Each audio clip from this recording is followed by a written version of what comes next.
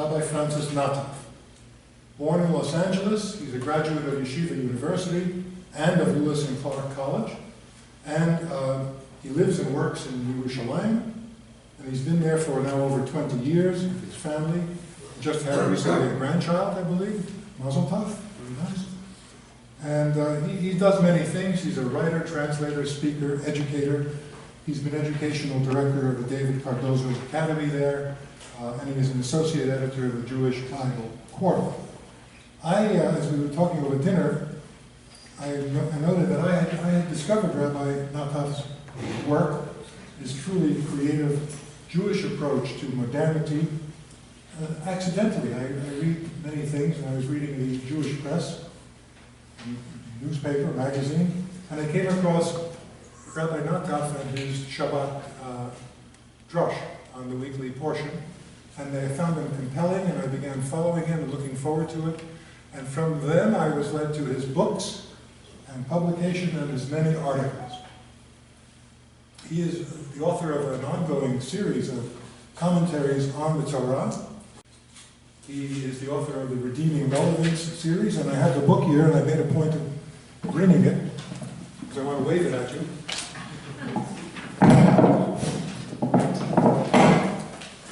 Not only Torah, but the rabbi's book comes out of Jerusalem.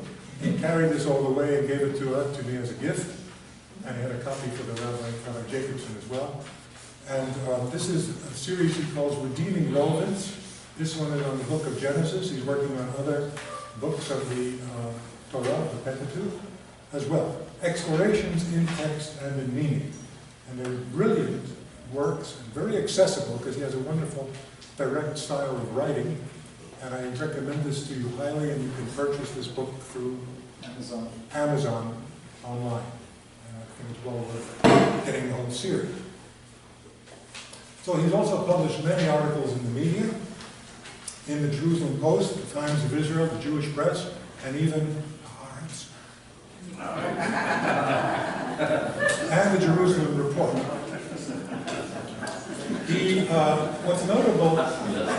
What's notable about his work is the way he applies his very rich grasp of Judaic materials and Judaic vision to contemporary problems, including secular problems. And the way in which his work also reflects his familiarity with philosophy, with literature, with political thought. And it's quite a remarkable conjunction of the two within a clearly and committedly Judaic framework. In one of the works in Redeeming Relevance, he says the following, quote, "Today we see fewer and fewer attempts to seek the Torah's evaluation of new ideas and behaviors. But this is the way one treats antiquities, by protecting them in museums, where they lose their relevance to the present. Most important, or more important, this is not the way that Jews have treated their Torah throughout history. From time immemorial, Jews have taken the risk of misinterpreting the Torah." It's a nice phrase. They've taken the risk of misinterpreting the Torah in order to find guidance, inspiration, and truth for themselves and for their communities. And this quest, more than anything else, has allowed our ancient Torah to be a living document for the Jewish people. It's beautiful expressing this. Writing on the recent open orthodoxy movement, which is also controversial, Rabbi Nataf wrote that, quote, "In our tradition, the wise man loves critique." It's a great line. A wise man loves to be criticized, loves critique. And that while tradition rests upon what he calls clear red lines, including acceptance of the revelation at Sinai, total uniformity, quote, "is not the precondition for a place within the Orthodox community. But nevertheless, there are limits. There always are limits, the red lines. And even for this movement, open orthodoxy, to be truly open, it cannot be open to everything. There is a Jewish tradition. There are fundamentals which have to be maintained." He has written many articles. I don't want to run through them and talk too much longer. But one lovely article is called, it was written during the election, the recent miraculous election. The article is called, "Bernie, won't you please come home?" And it's a Passover invitation to Bernie Sanders. He didn't accept, I gather, but of course he went out, and he says in this piece, well, Bernie, you know, you're an interesting man, and you're committed to your vision of the world, and you should also understand that is at heart, at bottom, a Judaic vision. You have just accepted an invitation to go to Rome. Now I ask you to accept another invitation, this one to come to the city that gave Rome its significance to begin with. I ask you to come to Jerusalem and Israel, and if you want to show that you care about the Jewish community, Bernie, you will come. He didn't come. It's still there. I think we'll survive without a visit. But it's a nice kind of article, and it throws into relief, I think, in a moving way, part of the issue of this election, and of the cultural crisis that we are facing today. We here, and the Jewish people in Israel, are facing a profound crisis of modernity, or, if you will, post-modernity. A crisis of Western civilization. It expresses itself in rising anti-Semitism and the isolation of Israel, the predisposition of the UN to criticize only Israel, and so on. Our campuses are ridden with pro-Palestinian movements, BDS, and so on. We are facing a general crisis, and this election, I think, is an expression of that crisis. You don't have to be Jewish, let alone Orthodox, although it helps, it does help, to see in the miraculous revival and flourishing of the state of Israel an expression of the biblical vision of Judaic universalism.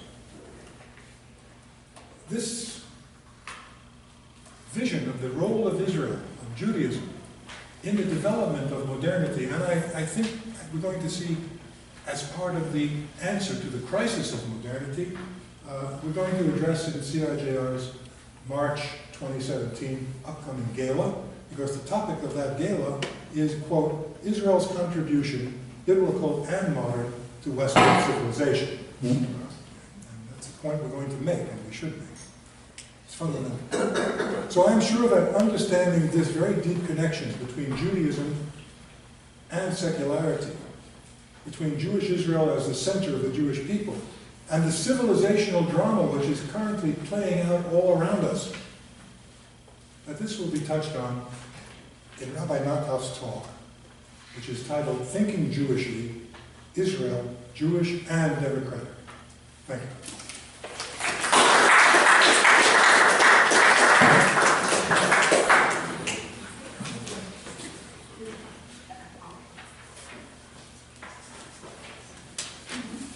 Good evening, everyone.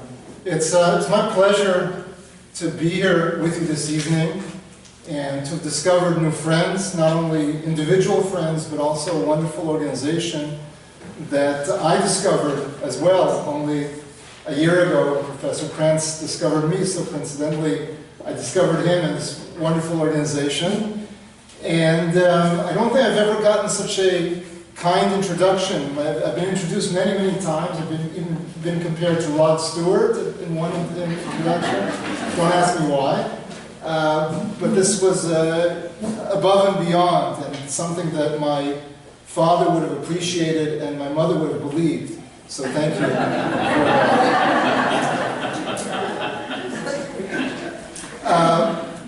I want to speak about how Jews sometimes think, and perhaps how that can be a key to many of the problems and issues that the good professor raised in his introductory words.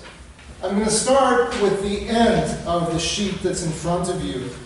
Then we can all go home. That's why I'll start with the end. The real reason is I'm going to start with the problem that faces us in Israel, that's been facing us as a community, not just in Israel, but throughout the Jewish world, that's been extremely tricky and thorny, and that we still have not found a way out of. What in Israel is referred to as the problem of dat medina, religion and state. And all along, Israel has come together as one great big compromise. Ben-Gurion pointed out at the very beginning of the state that we have two options, compromise or die. And except for extremists on both sides, everybody felt that in 48 and certainly in 56 and 67, that to be a house divided was really to be setting ourselves up for catastrophe in Israel.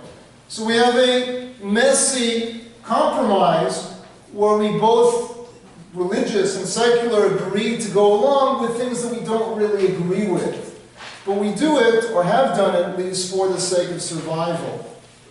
And it's a mixed blessing when you become more secure and more wealthy. One of the things that goes is unity. Israel is never as united as when we're facing an enemy, when there's a war going on. And when there's not, we're doing well, we turn our extra energy against each other.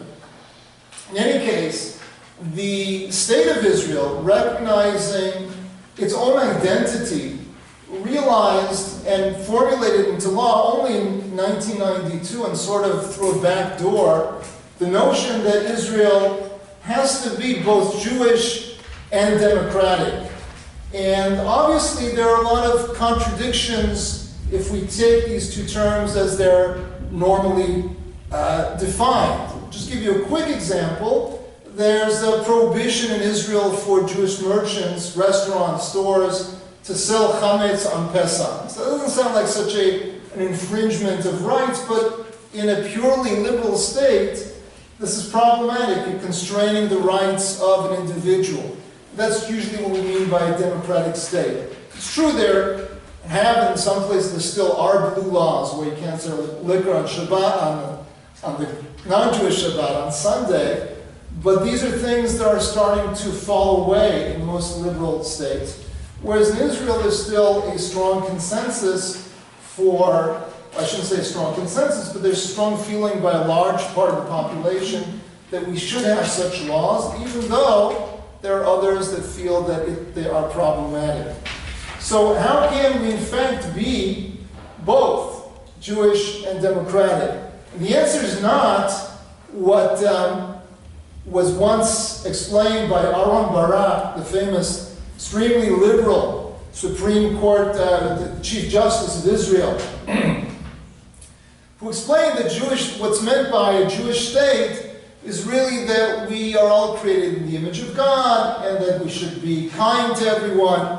Joseph Raz, an Israeli scholar who now makes his home in Oxford, one of the actually leading scholars of legal philosophy, responded to that formulation and said, according to Barak, then France is also a Jewish state.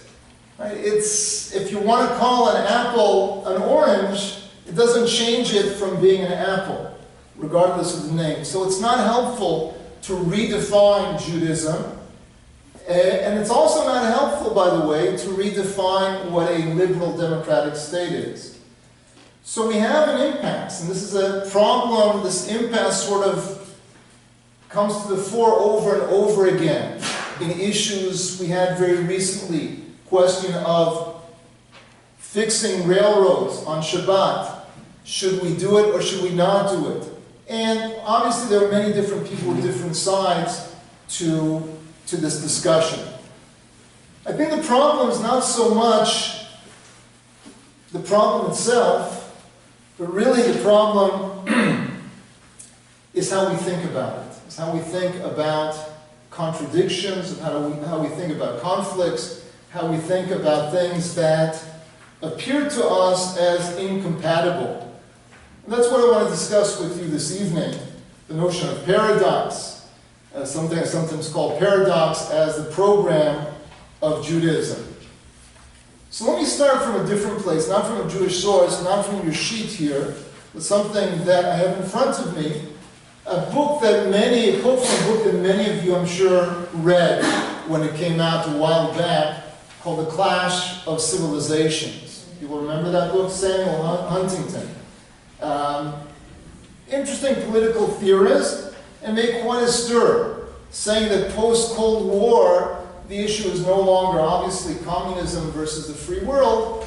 As he said, it's no longer a question of which side am I on. The question now becomes who am I? Now, those cultures had to come to terms with their own identity. And those identities would force them to disagree with each other more. Meaning, so long as you had to choose whether you're on the side of the United States or the Soviet Union, all these issues of culture in the Middle East, for example, but in other places as well, were sort of put to the side. Once the Cold War was over, according to Huntington, all of a sudden the Islamic world woke up, not just the Islamic world, but perhaps especially the Islamic world, woke up to its own culture. And that culture puts it sometimes, oftentimes perhaps, in conflict with other cultures, and especially Western culture. But that's not why I'm bringing Samuel Huntington. There's sometimes footnotes. I criticize footnotes at dinner, but sometimes footnotes are actually worth the whole book. There's one little footnote that really expands the author's thought, even though it's not directly related to the thesis. Huntington, if I remember correctly, speaks about 6 different cultures, either 6 or 7. And then he has a footnote about the Jews. He doesn't count us. He doesn't include us as one of the as now culture civilizations. There's 6 or 7 civilizations, and he doesn't count the Jews. But he gives us a footnote. All right? It's good to be in a footnote. He says, what about Jewish civilization? And he follows, with the creation of Israel, Jews have all the accoutrements of a civilization. Religion, language, customs, literature, institutions, and a territorial and political home. But then he asks the question which not enough Jews ask themselves. What about subjective identification? Asked Huntington. Jews living in other cultures have distributed themselves along a continuum stretching from total identification with Judaism in Israel to nominal Judaism and full identification with the civilization within which they reside. Right? Huntington, not Jewish, making a very acute and perceptive observation about that there are many Jews who are not so Jewish. Not religiously, but not culturally either. They simply identify with another culture, which makes him question whether there even is such a thing as Jewish civilization. If there was, why are they identifying with all these other host cultures? And obviously, primarily we're speaking in this case about Western culture. There's another scholar that many of you have heard of that I also want to quote on this question. Sociologist from California, now getting on in his years, Robert Bella. Sociologist of religion, also a bit of a theologian, interesting person. And he speaks about American culture. I would imagine this applies to Canadian culture as well. And he says, at least about the United States, that our culture has always been Protestant to the bone, and still is. He says as follows, Catholics and Jews who participate in it, meaning at the echelons of power, in academia, in politics, in the media, Catholics and Jews who participate in it have been Protestantized for a long time. He's not saying this as an insult to Jews and Catholics. He's simply describing the fact that American culture is really an outgrowth of Protestant culture and Protestant thinking. Again, I think it's a very acute and accurate observation, at least the way I understand how various ideas have to work their way down from the great religions. Another person who is coming from a different place is Echad Ha'am. Just wrote an article for a scholarly journal, and I was told I can't call him Echad Ha'am. I have to use his real name, Asher Ginsburg. But we all know him as Echad Ha'am, the famous cultural Zionist thinker, who also had a very interesting take on this question of how Jewish are the Jews. And here he's critiquing Jewish academics both in Central but also Western, and to a certain extent Eastern Europe in his time. We're talking about the turn of the century. Those of you familiar with the term Wissenschaft der Judentum. These are the people who became the academics in Israel, who moved on to positions at the Hebrew University, at Tel Aviv University, and the like. And he says the following in critique of these people. He says that there was no sign of any attempt on the part of Jewish scholars to controvert, meaning to argue, this axiom of Christian investigators. Again, Protestant German investigators primarily. But be that as it may, this axiom that what? That the historical evidence of Greek and Roman literature is always to be accepted as against that of the Talmud and the Midrashim when the two are in conflict. Says Asher Ginsburg, that scholars always assume that the Goyim are right. If there's an argument between the Jews and the non-Jews, obviously who's right? The non-Jews. Right? So if there's an argument between what the Talmud says and what Greek literature says about the same thing, then certainly we're wrong and they're right. He says, well, in fact, again, very perceptive observation. He says, well, in fact, the Talmudic method rests on sound foundations. The difference between that method and the Greek logic is not accidental, with its roots in a deep-seated and fundamental difference of spirit between the Jews and the Greeks. Bottom line, Jews and Greeks think differently. And you can choose to think like a Jew, or you can choose to think like a Greek. Unfortunately, many Jews choose to think like Greeks. This is a Hana'am who ran away from orthodoxy, ran away from traditional religious practice. But for him, you still have to think like a Jew. So what does that mean? I've just exposed you to the fact that many thinkers from different places are saying Jews oftentimes think like Protestants or Greeks, but they're not thinking like Jews. So what does that mean? So obviously this would be a whole semester's worth of many hours of learning. I'm just going to explore the beginning, the tip of one particular issue, which I think is fundamental and gets back to the question that I raised at the beginning about Jewish and democratic. So now we're going to go back to the source sheet, and we're going to start from the beginning. And I'm going to skim the first two sources for you. Essentially, the sources here, the first verse in Breshit, one you're all familiar with, that Yaakov was renamed. So we just had in last week's parsha that Abraham was also renamed, and Sarah was also renamed. This is a common feature in the Bible. People's names get changed, and in certain cases they get changed by God. Fine. However, Jacob is unusual. He's unusual because most names change for good, especially if God says you have a new name, you better go along with that.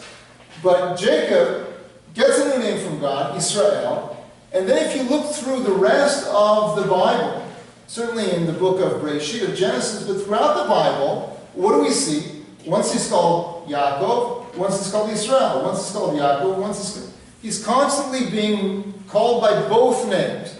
The Talmud section here, which I'm not going to go into, simply says that he should really not be called by both names. And they sort of work trying to figure out why it is that he does. If you want to read more about that, I have an article in the Jewish Bible Quarterly. It's a little more complicated than we have time for this evening. But what I want to point out about Yaakov Yisrael is that you have a very strange situation where you have a person that has two names. And you have to understand, in the Bible, your name is representative of your identity. So what we have here is a man with two identities. Not only a man, but ultimately the Ur-Mensch, the first true Jewish man in the sense that he's the forefather of everyone, as we know, of all the Jews. Abraham has children that are not Jews. Isaac has children that are not Jews. But all of Jacob's children are Jews. So he's the first one in that chain. And he has two identities. And I don't think that's an accident. I think that Israel and Yaakov represent two parts of his identity. I used to be very much a supporter of the notion of synthesis, that you take two opposites and you bring a united whole. I don't think that's what's going on here. I think it's precisely what's not going on here.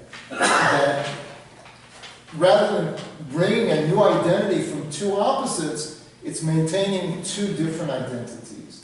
And saying that sometimes he's Yaakov and sometimes he's Israel in a dominant way, but he's always both. It's happening both. So that starts us moving towards a state that's both democratic and Jewish, but we're not there yet. So let's take a little look further at some of these sources. A famous source that you're all familiar with, very difficult source to understand if you think about it. Now, it's used as a slogan all the time, but a lot of things that we say we don't really take the time to properly understand. That's a famous discussion between Beit Hillel and Beit Shammai. They were arguing with each other all the time. I'm looking at the third source on the page, Eruvin, the Gemara in Eruvin 13b. So how do you break such arguments going on for years? So God gets involved. And he says, you know what? Elu ve'elu divrei Elohim chayim. They're both my words. However, the law is like Beit Hillel, which is another discussion for another day. Very interesting how you can both can be true and one can be authoritative. But as I said, that's another discussion. What's interesting and what I want to focus on is here we're dealing with two groups, one who said black and one who said white. And God comes out from the skies and said, yes. Black, yes. White, yes. How does that work? So again, the rabbis got to work trying to figure out how this is possible. And some scholars, here you have one of the early, actually mid-medieval scholars called the Rabbi, on this particular Gemara, and he reports that the French rabbis asked the obvious question. How is it possible that both were the words of the living God? I mean, how are they both true? And they answered that when Moshe ascended to heaven to receive the Torah, they showed to him 49 reasons to forbid and 49 reasons to permit. And Moshe also asked the same question. How does that work? Because God only made it worse. Before there was black and white, there was only 2 contradictions. Now there's 49 contradictions. And Moshe asks God, what's going on here? So he told them that it's given over to the sages of Israel in every generation, and the binding decision will be according to them. Which doesn't seem to answer the question. He simply says they'll figure it out. They'll figure out what's right for them.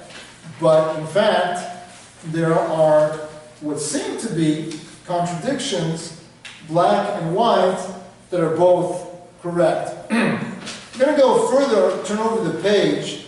Now we have to understand that the Jewish tradition is rich, and there are many different approaches. The approach I'm not going to follow is the Maimonidean approach. I know we all love the Rambam, we all love Maimonides, and certainly there was no one as brilliant as he was. However, many scholars, both within the tradition and without, are critical of the Rambam of Maimonides as someone who is dipping a bit too much into Greek culture. Again, not that it's forbidden, but it's simply not authentic. In other words, if you're trying to present what we said before, an apple, and you're calling it an orange, there's something inauthentic about calling that by something that it's not.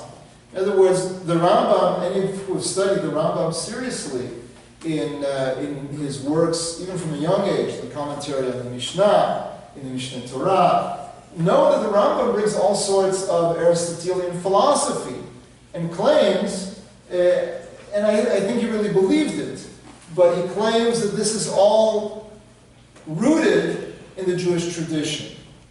But he's the only one that was able to take that jump of finding Aristotelian philosophy in the sources. And that's a serious issue, because it's exactly the issue that we're speaking about. So the tradition that I'm presenting to you, which I believe is somehow more authentic and more authoritative, is moving more towards what people would call a mystical approach. They're not necessarily rooted in Lurianic Kabbalah. Certainly the Maharal, the next source, is someone who did not know the Lurianic Kabbalah, which is the Kabbalah of the Ari, which is the mainstream understanding of Jewish mysticism. The Maharal was not part of that school, and he has a fascinating approach to this issue that we've been speaking about how can it be that there are two truths within one proposition, especially when they say the opposite thing. So he says as follows, fascinating idea.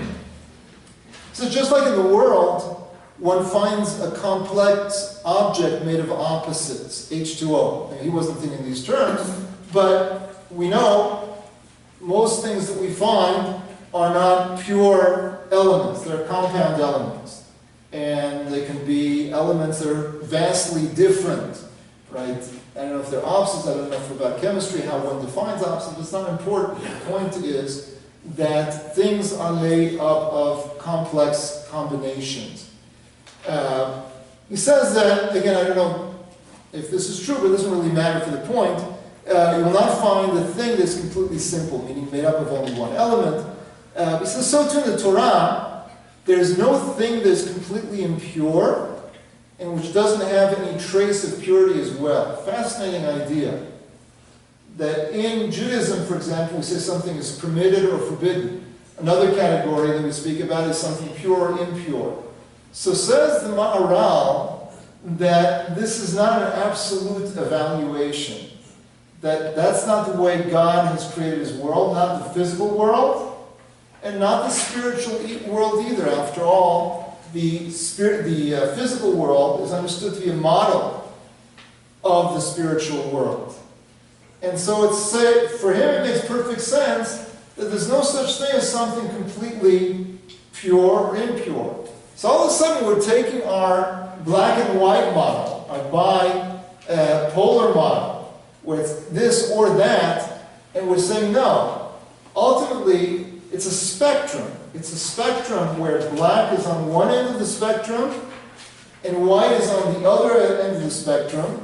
And you almost never get to the end of the spectrum. It's almost always gray. And at midpoint, Maharal explains this section of Talmud. At the midpoint, you know what? It's equally black and it's equally white. And at that point, they're equally true. But more interesting is that there's always two truths. The only question is, what's the dominant truth? And what's not dominant? That's how, for the Maharal, by the way, it's very against Maimonides. Maimonides doesn't buy this at all. So if you don't like what I'm saying, you can study Maimonides. But in any case, the Maharal understands that this is how religious truth operates. It works on a spectrum. It works in complexity, which I think is particularly suited to the way we understand the world today. And it doesn't work with these sort of binary choices, A or B, and nothing in between. Rav Kook, who is very much influenced by the Maharal and the mystical tradition more generally, has some things that are even more profound to say about this. Much too long a quote in Tzlalei Orot, which is the next quote. I'm not going to read it to you, but I strongly recommend you taking it home and reading it carefully. Beautiful, beautiful words. I will read the second quote from Rav Kook, however, which is somewhat of a summary of the first quote. Also very profound. He says, "It's impossible for true peace to come to the world, except specifically through valuing the need to make visible all sides and approaches, and to clarify how each one of them has its place." And this is the important line. "And even things that appear contradictory, only via the gathering of all the parts and all the elements and all opinions that appear to differ, only through them will the light of truth and justice appear." If we're really looking for truth, says Rav Kook, we have to bring in all the approaches, even the contradictory approaches. And for Rav Kook, Each one has its place. It's a puzzle. Our job is to try to put the puzzle together. But if you throw away pieces of the puzzle, you're going to end up with an incomplete piece. You're not going to have a full picture. You're not going to have truth. And as a result, you're not going to have justice either. So these sources, I would suggest, and again, this is a much longer topic, I think start us thinking about how Jews think, or at least a major way in which Jews think. To reject the notion of superficial contradiction and look to what I call paradox, to things that appear to contradict, but if one studies and one looks beneath the surface and understands them better, realizes that somehow they can coexist. Now, getting back, and we're back at where we started, with the basic law. And you're going to ask me, so how does that help? Okay, we're going to think like Jews now, and we're going to see that democratic and Jewish is not a contradiction. Can I sell chametz on Pesach, or can't I sell chametz on Pesach? So I don't have an answer for you.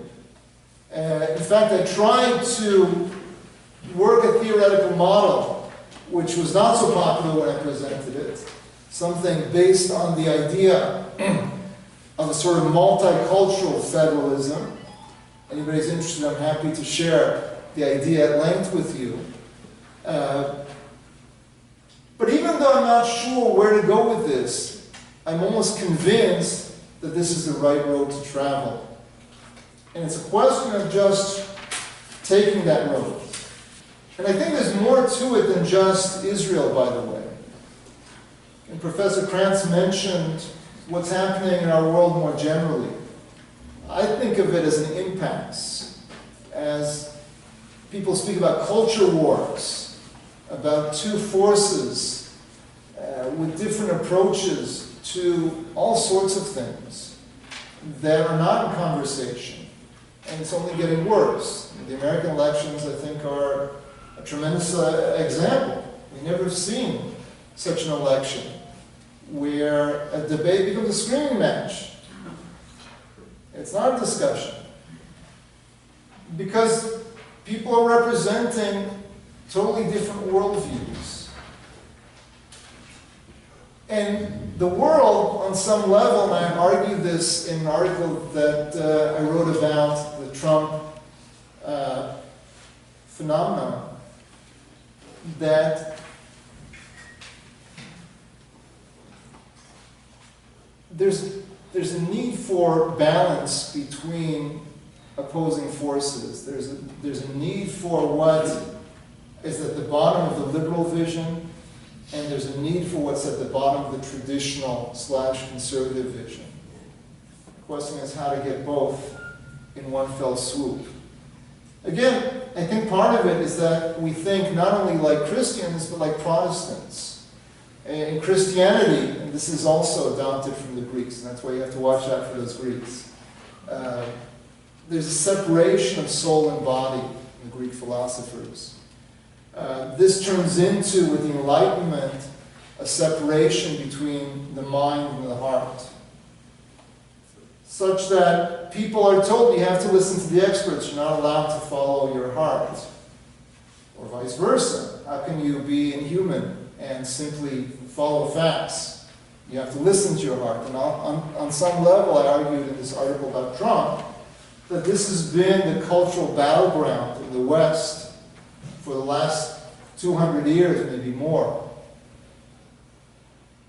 It would be wonderful if Judaism can break that impasse, provide a different model, provide a model where it's not binary, where it's not either or, but somehow, as Rav Kook says, that which is needed for truth as well as peace is somehow to find how both visions, how both things which are part of the human personality, be it the body and the soul, be it the heart and the mind, can both find their place.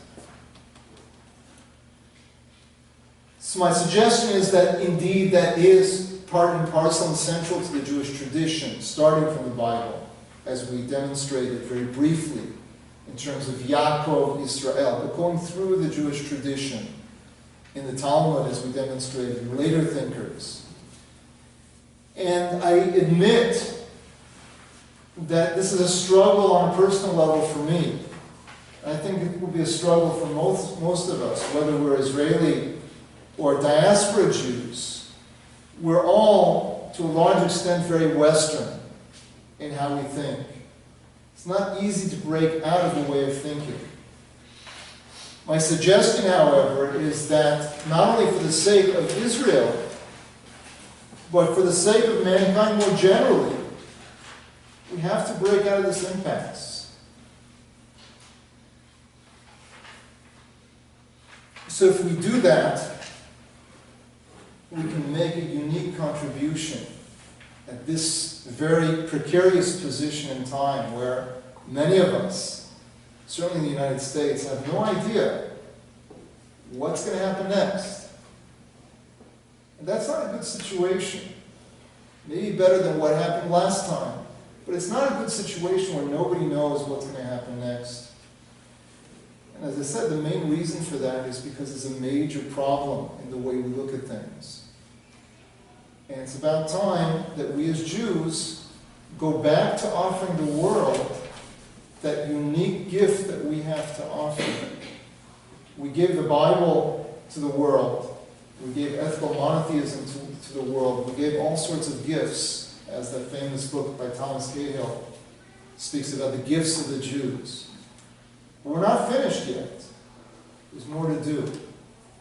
And the only way we can continue giving our gifts is by being Jewish, thinking as Jews, and working hard to avoid thinking like everybody else, because we're not meant to be like everybody else. We're meant to deliver a very specific and particular approach that has been so successful in bringing the world to a very positive place. It's not time to give up. On the contrary, it's time to go back to our sources and start anew. Thank you. I'll take questions.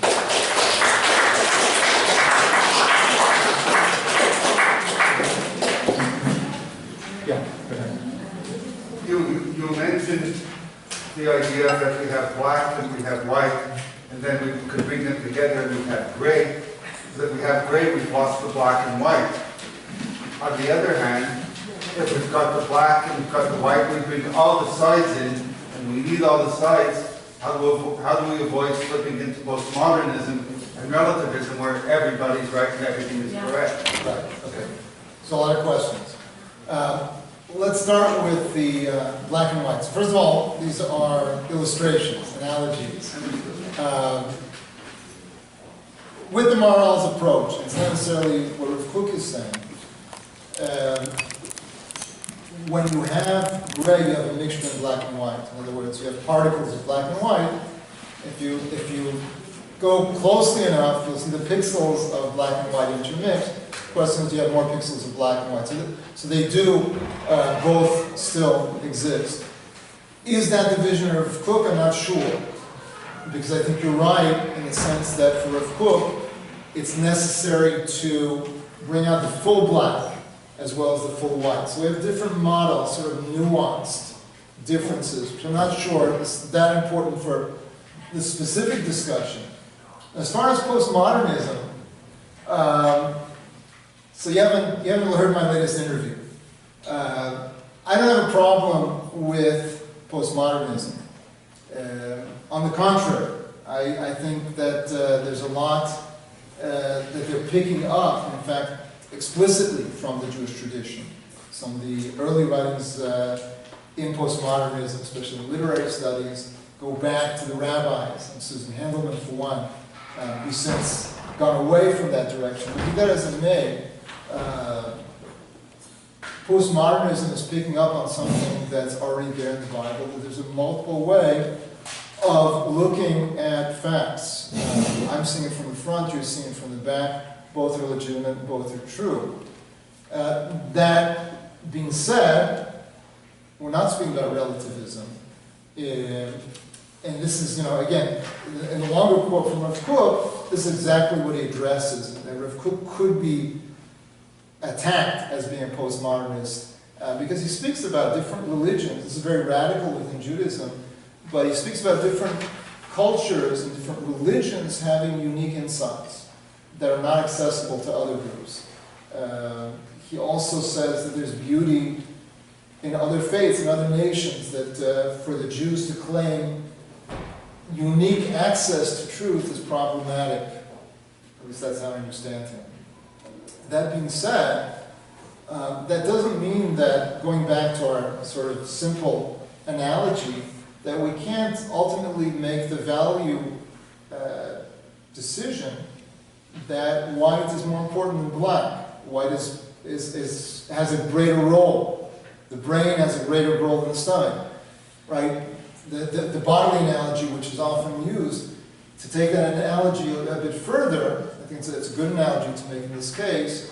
So the brain is more important than the stomach. So do I get rid of the stomach now? Obviously you don't. You need both. So there still can be evaluation. I don't think that serious postmodernism. I think the problem is postmodernism has its wacko components and certainly is often misinterpreted. But this is not what I think the Jewish tradition is talking about. But I think there are parallels in the sense that, yes, there are different legitimate and valid approaches to truth. Because within Judaism, humans are not able to see the whole truth as individuals, and not even as individual cultures. That they're all seeing a side, and I assume that even with all of mankind, ultimately, mankind still does not get to the point where they see everything in the same way that God sees everything. Yeah? A brief comment before I get to my question. Modern science is concerned with a related topic, namely, it no longer looks at the world in linear terms, but rather in terms of process. In other words, life and death are not opposites, they're different stages of the same thing. Light and darkness works the same way. They've even discovered that the stomach can think, for example, using the example that you gave. It's not all in the brain. But if we take this attitude of the conciliatory aspects of seeming opposites, which you're characterizing as being uniquely Jewish, my question is, but there are other groups and peoples and systems of thought that are doing the same thing. What makes this uniquely Jewish as opposed to the fact that others are working on the same very similar ideas? Right. So I think, again, I don't know all the ancient civilizations, but I can say that this idea, this philosophy is something that's consistent throughout Jewish writings going all the way back to the beginning. From what I know, certainly the competitors that I'm familiar with, certainly when we talk about Christian thinking, Greek thinking, operates much more linear than how I understand Jews to think. Is it uniquely Jewish? Again, I don't know, but it certainly is part of the Jewish culture, and certainly a gift that we are uniquely positioned, I think, to put forward. And you're correct, by the way. Yes, science is, in many cases, becoming more sophisticated philosophically as we understand the world around us better. Yeah. Well, I'm just wondering, it's fine for us to discuss the pros and cons, but what is the government supposed to do? Let's say in Jerusalem, when they open the sports complex on Shabbat, and what does one do there? What do you do about transportation? Right. So as I mentioned, we have to make a decision, and we know that the secular are not going to be happy if we do and vice versa. And vice versa. Right. It seems like a zero-sum game. I think we have to think more creatively. As I said, my proposition, which I basically shelved, was to give more autonomy to both the religious as well as the secular communities, that allow them to go with their beliefs. If it's a secular stadium, so we shouldn't get involved. On the other hand, to sell chametz in religious neighborhoods should be, punished severely. And going down to education, again, it's a longer talk. Education be supported by the taxes of the religious education, which I think is an important thing, so that you don't have a situation where one group feels it's paying for what it doesn't believe in. It's complicated. I think that there are avenues. Again, maybe it's not the best avenue to go. I think there are creative ways to address some of these issues. I'm not there yet. I'm not sure I'm the person who's going to be asked or responsible for that. My job, as I see it, is to raise consciousness and simply to bring this up to people and let them know that there is a theoretical alternative. Again, my sense and belief is that there is a lot of options that we often close ourselves off to simply by not thinking outside the box. I think that some of the greatest, perhaps all the greatest discoveries, as well as some of the most horrible things as well, have been discovered by thinking outside the box, not simply accepting the standard modes of doing things. I think we're too smug and complacent that we've got it made. There's a famous article that was turned into a book by someone, my namesake, I always like my namesake, so I like the Pope, Francis Fukuyama, if you've heard of him, a political scientist, theorist in the United States, who wrote what was called The End of History. And he's actually a very serious and interesting fellow, but his thesis over there was that we've come to the end of history. I mean, not that the world's going to fall apart, but just the opposite. That we've reached the pinnacle. We know how to run a state, right? And we know how to run an economy, and there's nothing more. Everybody's sort of following suit. It was sort of the alternative to the clash of civilizations, that everybody's just going to live in a happy, postmodern, modern, Western, liberal, capitalist world. I think that type of thinking is pretty dangerous and problematic, because what it says is we've gotten there and we don't need to improve. And the way to improve is to try to think outside the box. So I don't have the solutions, but I can tell you that we're not going to get to the solutions if we just go around the same rings over and over again. Yeah, I'm very disappointed. Recently, I read a book that's called For Those Who Cannot Believe. In the book, he writes that there are, among the 5 or 6 million Jews in the United States, if we have so many, 1.2 million, when they take the census, I was very disappointed, claim they have no religion. They say they're spiritual, but they have no religion. What do you have to say about this? I was shocked when I read that. Saying that Jews, that they legally Jews, and they claim in the census no religion. Yeah. What do you have to say about those Jews? First, I'm not shocked. They say that they're spiritual. They're spiritual. Yeah. I'm not religious. I'm not religious. I'm not Jewish. I'm spiritual. Rabbi, What kind of? What category you put those? so Rabbi Shlomo Kalbach is a great story. I beg your pardon? I said Rabbi Shlomo Kalbach was a great story that when he would go around on college campuses, anybody who's interested in working with Jews, ask some somewhat uncomfortable question. What religion are you? Are you Jewish? But he would ask, instead of asking, are you Jewish? He asked, what religion are you? And the first person would say, I'm a Christian. The next person would say, I'm a Buddhist.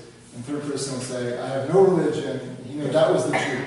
That was the Jew. So yeah, this is not a new issue. Listen, there's assimilation.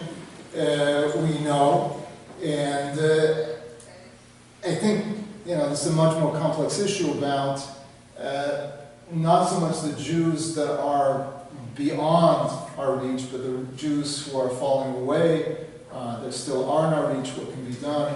It's a long discussion.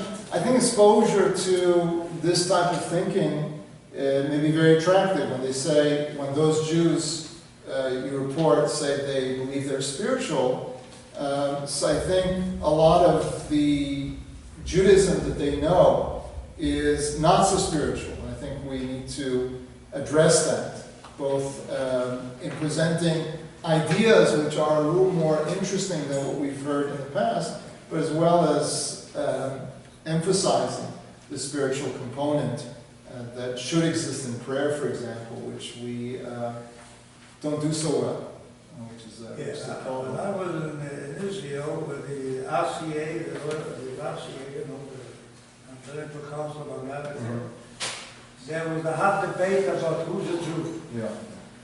We went to Rabbi Lau, we were hundreds of rabbis, and one of the rabbis from Toronto got up and says, according to you, Rabbi Lau, who's a Jew? So Rabbi Lau said, a Jew is the one who gets up in the morning and puts on his prayer. A Jew is the one who downs. A Jew is the one who celebrates. That's it. That's the definition of a Jew. Here we're dealing with all kinds of sorts of different Jews, different ideologies, and all, which makes it very difficult. And that's why I say that we are the most divided people in the world. The most divided people in the world. And Moshe Rabbeinu, I said, Moshe Rabbeinu was not punished because he hit the stone. He was also punished because he divided Am Yisrael. When God told him to go and take the Jewish people to Eretz Yisrael, he left 2.5 shvutim on this side of the Jordan. We like it better here. That's interesting. So that, I really don't have those answers. There's a lot of, we have a lot of problems, and let's hope that Hashem helps us to straighten us out. Conservative, Reform, and the Babache Hasidim, Sarkar Hasidim, all kinds of, you know, we don't know what to think. And the only reason I'm mentioning the 1.2 million Jews is because with all the things that Judaism is flourishing, how come this is happening to us today? And it bothered me. Yeah, and I delivered the Roshas and the Ramarabba, but I delivered, okay. When you talk about, I'm not going to speak anymore. when we talk about authentic Judaism, I can't think of groups that would pursue a more authentic Jewish way of thinking than yeshiva students, who are literally immersed in Gemara and learning in the different Torah studies from morning till night, and they rarely get into secular education completely. And yet I don't see this kind of creativity coming from out of that group to deal with issues that seem to represent the paradox within Eretz Yisrael that's happening today. So how can you explain that? Yeah, it's a very funny thing. I agree with you. It's people doing all the right things sort of in their sleep. I think that's really what's going on, in the sense that, I'm not saying they're sleeping when they're studying, or they're learning. What I'm saying is that I don't think that there's a lot of self-awareness at what exactly they're doing. It feels good, it feels right. They're imbibing knowledge, but there's very little conception of what is this all about. Rabbi Cardozo used to tell the story that he would have yeshiva students come to his house, and he would ask them, tell me, if someone off the street would ask you, what's Judaism all about? What would you tell them? And you would get stares. What do you mean? What's Judaism? I don't know. Which is crazy, but it's a very funny sociological situation where you have these people who could be the greatest soldiers for the Jewish people are not being mobilized at all, I guess there's all sorts of sociological reasons for that, but again, for then we'll take the last question. You had a question? Yeah. Yeah. See, if God say that white is right and black is right, why don't we say that on every situation we have to take into consideration the black and the white and find a compromise? And compromise is what God wants, and not the white. Right. So again, I think that the sources that I presented show otherwise. That here you have two things which are black and white, which God agrees about both. Now, in the real world, you're right, the practical world, to translate that, sometimes that may mean to make a compromise. But I think the theoretical world is at least as important. And you have to recognize it's not just that, as we spoke about at the beginning, that if we don't compromise, we're going to be killed. So we have to compromise. But what's being stated here is that there's legitimacy. Now, as the other person, I'm not compromising just because of practical reasons, that there's no way to move forward without compromise. But the compromise has to come out of a valuing of the other position. There's truth there, there's validity there. And I think that's what the sources are trying to present. Again, I think some people have a hard time with theoretical ideas. People are very ensconced in the practical world. You have to try, go with me outside of that world, because that's really what we're talking about. Yes, practical world is important, and obviously I'm trying to apply it, but let's, like any good theory, first let's develop the theory, then let's try to figure out how to apply it to practice. But see, if white is right, okay, and you go to right, but what do you do with the black? Since God says black is right. So again, the paradigm that we're presenting is that we're almost never at those places. We're almost always in gray. And there's truth to the black and the white in that mixture. But let's go on to rainbows so we don't have to deal with the black and white. I wish you a good night and Chevra.